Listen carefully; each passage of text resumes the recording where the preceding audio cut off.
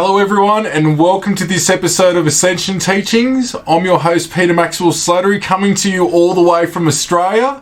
Now we're going to pick it up from where we were in the last episode, talking about the reptilians when they came here to Earth. We covered a little bit of that, but we'll go a bit more further into it now. So when the reptilians were here, the war continued.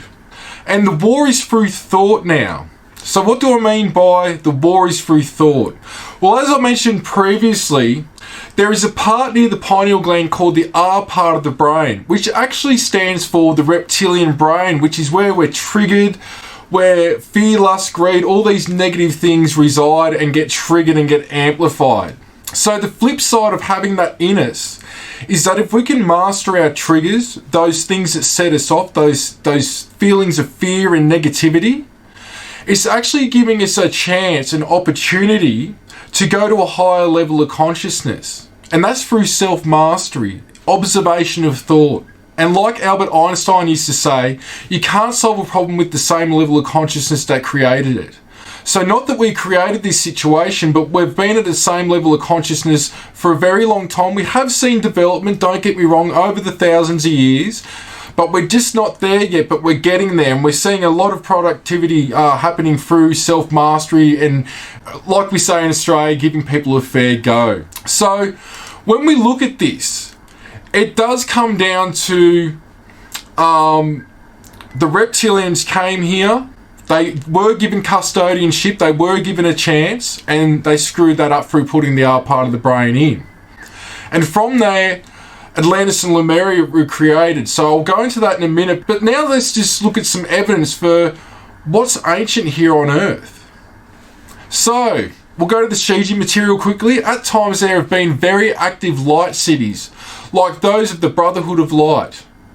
And yes, even today, many beings live right beside you in bases in your mountains, oceans, volcanoes, and under your homes and in your cities and rural areas. We see a lot of these examples around the world. Here's one in Turkey. Here's another one in Petra. And here's me at the Valley of the Kings in Bali. This was an amazing experience I had there. I actually had the Brotherhood of Light communicate with me there. I was told that that hub there was actually a meeting place for certain beings from Lemuria and Atlantis, sort of like a head base for the civilizations that resided on Earth at that time. Now, some say that Atlantis and Lemuria were two separate civilizations at different times. From my information and recall, they were two Pleiadian colonies that existed at the exact same time here on Earth. And through manipulation and the Atlanteans going in service to themselves rather than to others and screwing up with science and technology and losing that balance of spirituality and technology, that was the downfall that started the war against the Lemurians and then eventually their own demise. And not all Atlanteans were bad, nor were they good. So when looking at this, we need to look at from not everything's, yes or no. There's not just two answers to everything. But here at this facility in Bali, when we see these types of sites around the world, what they are is multi-dimensional meeting places and facilities. So if you've got the heart and the consciousness, you could pretty much walk through these walls or communicate with the beings that reside in these areas as well. And that's why they have the doors and things like that. Some of them are stargates. You could walk into them and pop out in another place somewhere else in time. And a lot of these bases are multi-dimensional. So, for example, at James Gilliland's East City Ranch with the famous Mount Adams, I've been there many times. I've filmed crafts coming out of the mountain. What's happening is that there is a multi-dimensional base in there. And so not everything's nuts and bolts as we perceive. There's a lot happening right beside us. Remember what I said at the start of the series about the many mansions? We can only see a fraction of 0.005% of physical matter. Atlantis, where was it? So from the information I've got, Atlantis was in the Atlantic Ocean and had multiple places there. They were also in and around Florida, Antarctica, Europe, island area, and in between Australia and Indonesia. And I'm sure that there's many others as well. With the Lemurians, they were in Fiji area, Africa, India, Okinawa, Mount Shasta, Mount Rainier, the Gobi Desert, Bali, Australia, and the Indian Ocean. So if you can imagine in a way, imagine America and Russia, if they ruled the world, those two countries, and they had bases everywhere. That would be Atlantis and Lemuria. They were basically two colonies that had places everywhere. So that's the best way to sort of understand it. Now, from the Shiji material, let's go into it a little bit more. Descendants of the Lyrians still had a stronghold on Earth and the solar system after arriving there around 20 million years ago.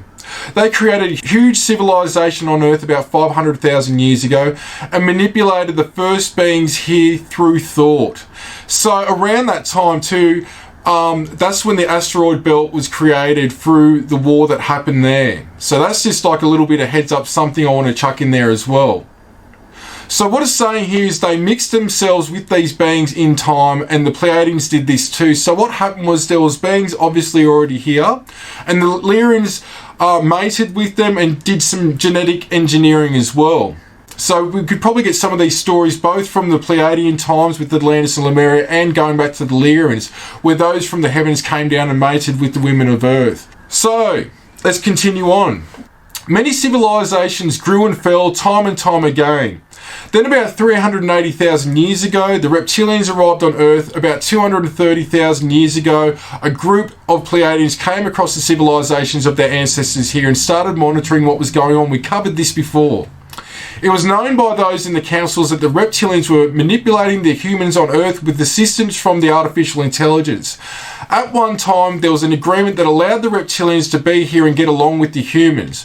When the manipulation was understood, meaning them introducing the R part of the brain, a ship with the collective of beings came here to visit and confront the situation which had been agreed to by the councils and the reptilians, meaning this meeting, but it was a setup, and they shot down a craft that was coming here to deal with this situation that was going on at hand.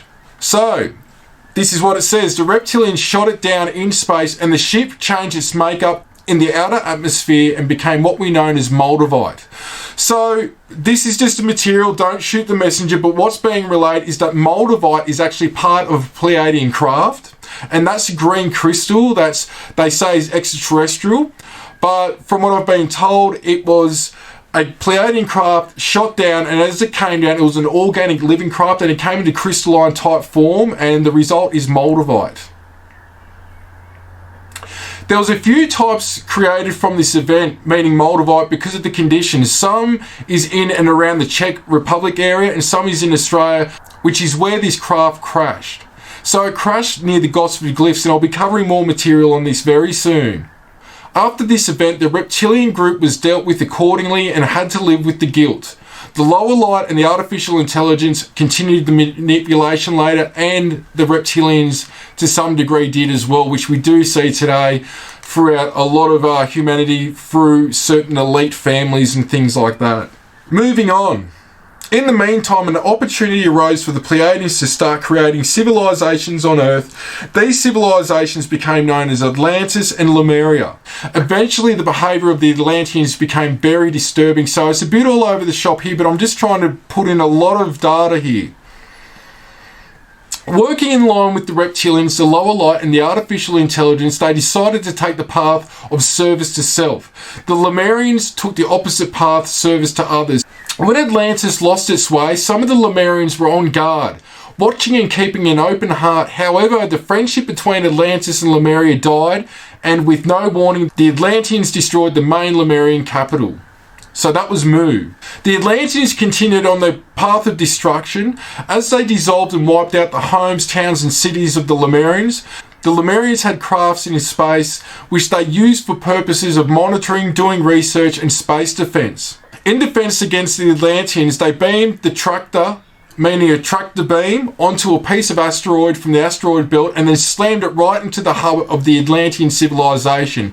This ended the war instantaneously. Now, some of the Atlanteans continued on in a base in Antarctica. Some went off-world and to Mars and other places. The Bigfoot races worldwide were devastated, as were the nature realms, spirits and Gaia. Eventually, some of the Atlanteans and other warring races came back to Earth to manipulate. This is where your Mahabharata and some of the stories in the Bible, the Quran and your other texts come from. These texts were later manipulated. The wars in your ancient texts with all your so-called gods and demigods are a continuation of the ancient wars. So this is what is going on about now. Eventually the reptilians, the lower light, the Atlanteans came back strong. They came back to manipulate through psychic attacks on the populace with great precision and timing, but this time it was through the Nazi agenda. So let's connect it here. We'll leave that part at the moment, and what we'll go into now is the Gosford glyphs. And here's a video of the Gosford glyphs. There's UFOs on the wall. This was taken when James Gilliland went to the Gosford glyphs with myself. See behind you, mate? Right here. Yeah. Oh yeah, UFOs. And there's another one over. There's the other one right there above your head. Definite UFO. See another one here. Definite UFO. Now, recent evidence points to Australia having one of the most ancient civilisations with the original people, meaning the Australian Aboriginals. We call them the original people here. I know that some do that also in with the Native Americans in America. So for more information on this type of stuff, like the scientific data and a lot of facts, and those that really want to, sink their teeth into this, go to ForgottenOrigin.com, which is Stephen and Evan Strong's website. They're a father and son team that have done a huge amount of work on the facilities there, which they were actual facilities. Also, what's known about is Australia's Stonehenge. So this is a recreational image of Australia's Stonehenge, and it's up near Mullumbimby. This is theorised to be one of the most ancient sites on the planet as well. Now, going into the Gosford glyphs a little bit further, when you go there, there's actually one wall that's got Egyptian hieroglyphs on it. Now, there's one on the far left when you're looking at the wall way down the end that's odd and stands out, and that's Anubis. Now, what we know is that that was put there more recently to throw the whole thing off and call it a fake. On the opposing wall from that is called the Pleiadian wall, or the Pleiadian glyphs, and it's theorised that that stone wall was actually brought from 100 kilometres away to that facility there. And what it talks about is that the Pleiadians came here and manipulated the Denisovan and created the original people, the Australian Aboriginal, for them to incarnate in. And later information came to me that 5th density Pleiadians came here to incarnate into that 3D existence through the human body computer of the original people.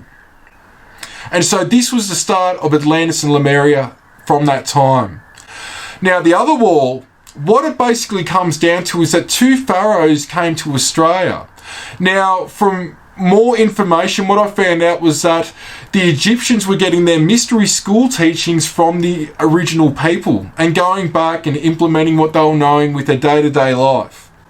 With that said, when these 2 pharaohs came to Australia, they were going to take these rocks, and they tried to, and the original people said, you can try, but you're not going to get away with it. Spirit won't let you. And these rocks were multi-dimensional hard drives with information.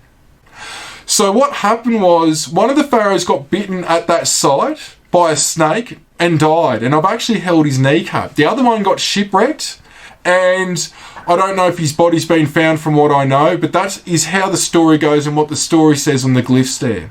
On top of that, to bring something a bit more trippier in about this, in Tutankhamun's tomb in Egypt, there's a boomerang, an Australian boomerang or original people boomerang with the Aboriginal original people symbol on it from the tribe of Ballarat. It's pretty trippy. Even crazier, it's been found that the gold in Tutankhamun's tomb, or some of it anyway, is from Ballarat in Australia. And I asked people, how could this be so? How can you tell where the gold's from? And apparently, like, you can look at 9 karat gold, 18 karat gold, it's going to look pretty much the same, but there are these devices, and somehow through frequency they can tell where gold comes from on Earth. So, that changes the history books. I know that this is being mentioned in certain type of scientific or peer-reviewed journals from what I've been told. I can't confirm that. But when we look at that, this changes everything. I know that in South America, in certain parts of the world, you're actually taught that you come from Australia as well. And now I'm not saying that these are full on the original people. They are for this cycle. But again, we go back to the Lyrians coming back here 20 million years ago and going back a few billion years ago with what happened back then. And that information I'm starting to decipher and get information on now. So maybe at a later date, I'll cover that as well. So, looking at all this now, it looks like the Egyptians came to Australia after Atlantis and Lemuria. They considered it to be a teaching place, apparently. Over time, they took the knowledge of the original people for themselves, which resulted in the demise of the two pharaohs who had made the decision to do that, meaning taking those rocks. So much is unknown to the masses. So now what I'd like to go into is some information from Ulakai Brendan Murray, who's king of the Raven tribe. He's also one of the foretold prophets of the original people. And that was through his actions, through many different actions. Actually, one of them in particular of bringing everyone from any culture, race and background into the Raven tribe, which I'm also a part of myself. And what we'll go into now with this being said is the history behind Uluru, which is the big rock in the middle of Australia, and the algas that surround it. For so long, many original people weren't allowed to know this information, only a few select elders. But James Gilliland and I had the privilege of talking to him, and he knew when I first met him, when I rocked up where he was, meaning I went to go and visit him. He knew that I was coming and he knew what it was coming about, and it seemed that my information dovetailed and we backed each other up, meaning we connected the dots with each other's information, and there's no way that both of us could know what we knew without experiences and multidimensional mind, and it really confirmed each other, especially when we brought James Gilliland on this. We started to get a whole piece of the pie. So let's see what Ulakai Brendan Murray had to say with James Gilliland and myself. So Uluru is a very special place because it is a piece of Pleiades. It was sent by the Pleiadians here like a seed to seed our earth. So when you see the Uluru, the rock in the desert, what we see on top of the land is only about 1/10 of it. The rest of it's like a big arrowhead straight into the earth. And there is some other Pleiadian rocks that sit near it, and they call it Katajuda. And Katajuda is the marbles, or the algas. And we believe that there's actually 12 there. And Uluru was the 13th, and there comes that number again. Wow, yeah, 13. So there was 12 marbles that was sent through the cosmos from Pleiades to seed this earth. And the big arrowhead, which was the rock itself, Uluru, and the 12 marbles were the ballast that carried 12 different forms of energy within. And that's what gave our earth the life force, the living spiritual life force. And before that, it was just a molten rock floating through space. So it was the Pleiadians who seeded spirit and energy and frequency into our earth in the first instance. So everything we have is a result of their intervention or their interaction with this part of the cosmos. Like terraforming. Yeah. So what I want to do now is just wrap this up with a quick healing prayer. And what I want you to do is close your eyes and just visualize yourself in whatever colored light you want, a big ball of light. And in the other realms, imagination is creation. And I'll go into more of this a bit later throughout the series. So just imagine yourself in whatever colored ball of light you want. And this is just a quick prayer that I do. So we call upon the Lords of Light to take all beings to the light. Let them know they're healed and free. Blessed they are, so may it be.